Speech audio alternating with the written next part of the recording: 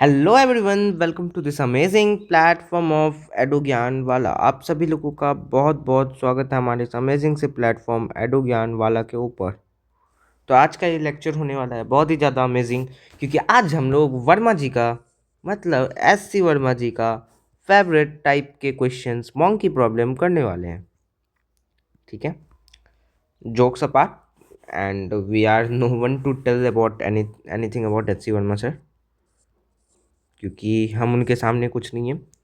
तो खैर, चलिए स्टार्ट करते हैं आज का लेक्चर। लेक्चर नहीं, एक छोटा सा question solving session, and very interesting, मतलब बहुत ही क्लैरिटी के साथ मैं कोशिश करूँगा बताने का। एंड सबसे पहले तो एफबीडी बनाना है, इसीलिए मैंने यहाँ पर कॉपी करके भी लिख दिया है एफबीडीज। तो क्वेश्चन समझो पहले। The monkeys the monkey bee the monkey bee shown in the figure is holding on to the tail of the monkey A, which is climbing up a rope. The masses of the monkeys A and B are 5 kg and 2 kg respectively. If A can tolerate a tension of 30 Newton in its tail, what force should it apply on the rope in order to carry the monkey B with it? मतलब कहने का मतलब क्या है? तो अगर कहना क्या चाह रहे हैं एस सी वर्मा सर कहना चाह रहे हैं कि जो है, ये दो monkeys हैं जिसमें कि बी का मास है आपका 2 kg एंड ए का मास है आपका मा mass equal to 5 kg, mass equal to 2 kg। तो कहने का मतलब है कि जो इसका जो है टेंशन जो ये अप्लाई कर रहा है, मतलब ये जो लगा सकते हैं टोटल मैक्सिमम टी मैक्स का जो वैल्यू होगा, इसे आप क्या दो, टी वन मैक्स जो होगा वो कह दो आप, क्या दो, क्या दिया हुआ है आपको 30 Newton, एंड T2 आपको बोला है निकालने के लिए, T2 इक्वल टू व्हाट, कि मतलब कितना टेंशन वो रोप पर अप्लाई करे जो ये पूरा होल्ड कर सके, इस मॉन्की बी को वो हेल्ड कर सके। तो टेंशन होगा वो, ये भी यहाँ पर अपोजिट देगा जिसका कि वैल्यू 30 Newton होगा, इसीलिए ये मॉन्की होल्ड कर पाएगा। खैर वो सब तो आपको पता ही है, न्यूटन्स थर्ड लॉ है। तो अब हम लोग एफ अगर बनाएं तो देखो, सबसे पहले तो इसमें दो आंसर्स हमारे निकलेंगे। एक तो आपका tension T2 T2 T2 max and T2 का मैक्सिमम वैल्यू निकलेगा एक, T2 का मिनिमम वैल्यू एक निकलेगा। जब T2 का मैक्सिमम कब निकलेगा, जब ए मैक्सिमम हो, क्लाइम कर रहा है इसीलिए। और T2 का मिनिमम वैल्यू कब लिखेगा, जब ए मिनिमम हो, विच इज़ जो हमें पता ही है 0 होगा, जब वो रेस्ट पर होगा। चलो फटाफट से अब एफ बना के देख लेते हैं। तो एक अगर आप एफ बनाओगे तो ए के नीचे भी लग रहा होगा एक टेंशन, क्योंकि अगर वो रस्सी पे अप्लाई जो कर रहा है वही वो भी अगर अप्लाई कर रहा होगा, इसी से कट डाउन हो जाएगा वो दोनों फोर्स, और ये होल्ड कर पाएगा। नहीं तो अगर यही बस अप्लाई करते रहता 30 Newton का फोर्स मॉन्की भी उसके इस पे, अगर मॉन्की ए का टेल नहीं अप्लाई करता मॉन्की बी पर, बस मॉन्की ए के टेल पे अप्लाई करता रहता फोर्स, तो फिर दिक्कत था होल्डिंग में। लेकिन equal and opposite force apply होगा, इसीलिए एबीडी में हमें ध्यान रखना होगा इन सब बातों का। यहाँ पर भी T1 ही होगा। तो एबीडी अगर आप देखो तो मॉन्की ए के लिए एबीडी क्या बनेगा, मॉन्की बी का एबीडी पहले आप देखो, पहले मैक्सिमम केस के लिए बनाते हैं, ए मैक्स के लिए 4A मैक्स। 4A मैक्स क्या हो जाएगा, एक्सेलरेशन इसका कुछ एक्सेलरेशन ए होगा, इसका ए का के नीचे T1 एक है, T1 अप्लाई हो रहा है, एंड इसके ऊपर जो है आपका T2 अप्लाई हो रहा है, एंड आपका 5G अप्लाई हो रहा है। T2 T2 minus T1 plus 5G equals to 5A। T2 माइनस 5G मतलब 50 plus 80 equal to 5A। T2 equal to 5A plus 80।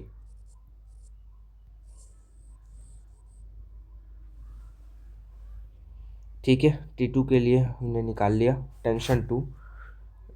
ठीक है, मैक्सिमम पे के लिए 4A मैक्स के लिए मतलब T मैक्स। अब B का वीडियो अगर आप बनाओ तो B के लिए नीचे क्या लग रहा होगा 2G, ऊपर क्या लग रहा होगा T1, क्योंकि इक्वल एंड अपोजिट। हमें इसका क्यों नहीं ज़रूरत पड़ा, क्योंकि इसका हमें ज़रूरत ही नहीं, हमें इसके एबीडी के लिए उसका ज़रूरत ही नहीं पड़ेगा T2 के लिए। और एक कोई बंदर होता T2, बंदर एक जगह बंदर C अगर होता है यहाँ पर फिर हमें उसका भी यूज़ पड़ जाता।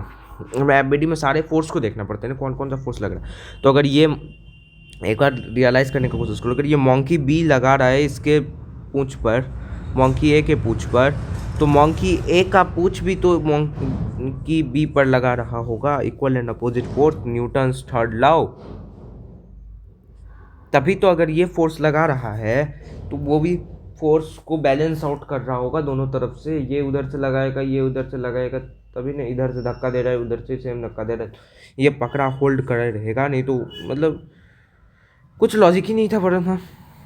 तो ये भी किसी ए एक्सेलरेशन से एक्सेलरेट हो रहा होगा।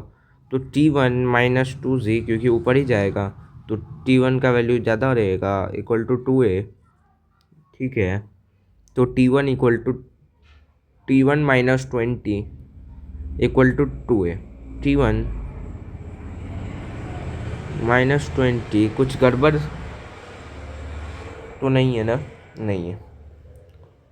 T1 - 20 equal to 2A, 2A plus 20 equal to T1। अच्छा, T1 का तो वैल्यू अपने को दे ही रखा है, T1 equal to 30 newton. 30 newton. 30 - 20 10 equal to 2A। Acceleration equal to 5 metre पर सेकेंड स्क्वायर। सब अपने ऐसा ही यूनिट में, तो कोई बात ही नहीं है।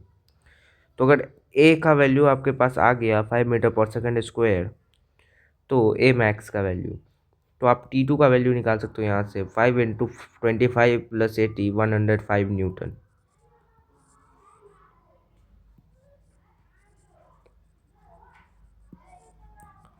Maxima, this is the point of maxima.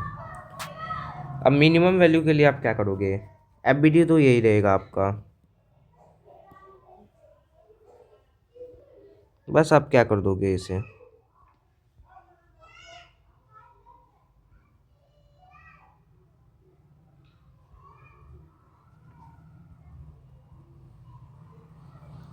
ठीक है, तो आपके पास यही इक्वेशन है। नया इक्वेशन क्या बनेगा? 4A मिनिमम मतलब एक्सेलरेशन 0 एट रेस्ट, मतलब एक्ट इक्विलिब्रियम,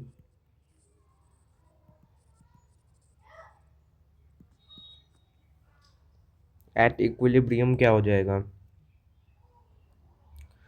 एट इक्विलिब्रियम आपका आ जाएगा,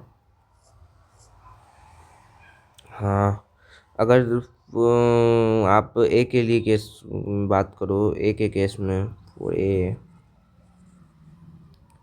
आपका इक्वेशन बन जाएगा माइनस T2 - T1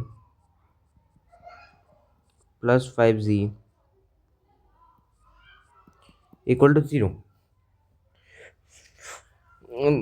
0, तो मतलब T2 equal to T1 plus 5Z।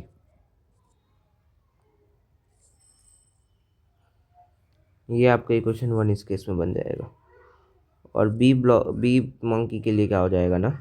B monkey के लिए T1 equal to 2G, T1 equal to 20 newton, 2G मतलब T1 equal to 20 newton. Now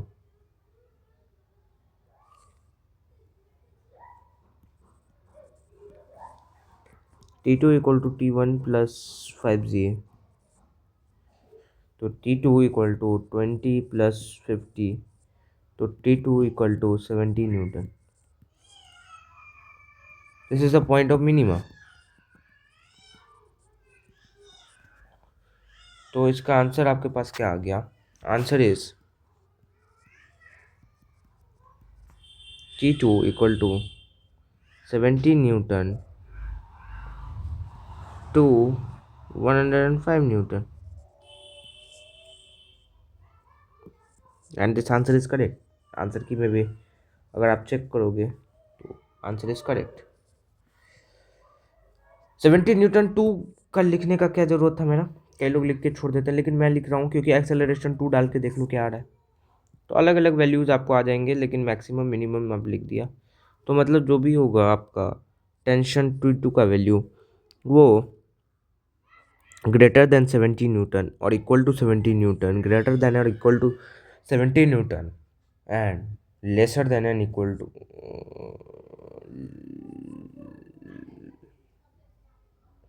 70 newton से ज़्यादा होगा and lesser than and equal to 105 newton. T2 के value का अगर आप रेंज लिखो तो आप आंसर को एक और तरीके से लिख सकते हो मैथमेटिक्स के लैंग्वेज में कि T2 105 न्यूटन से कम रहेगा एंड 70 न्यूटन से ज़्यादा रहेगा।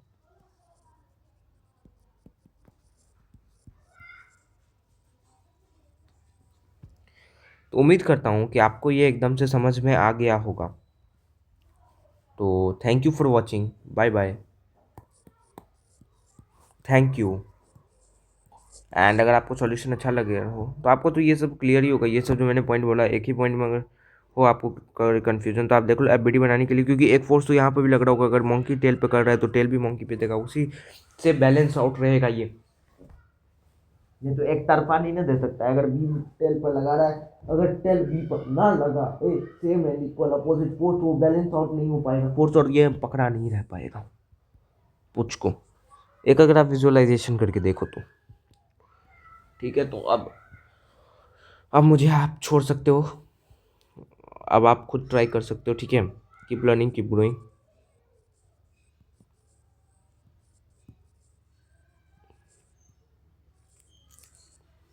Bye bye, thank you so much for watching, thank you for your kind cooperation, bye bye bye bye bye bye bye bye. 4 second और 3 सेकंड और 1 2 3, बाय बाय।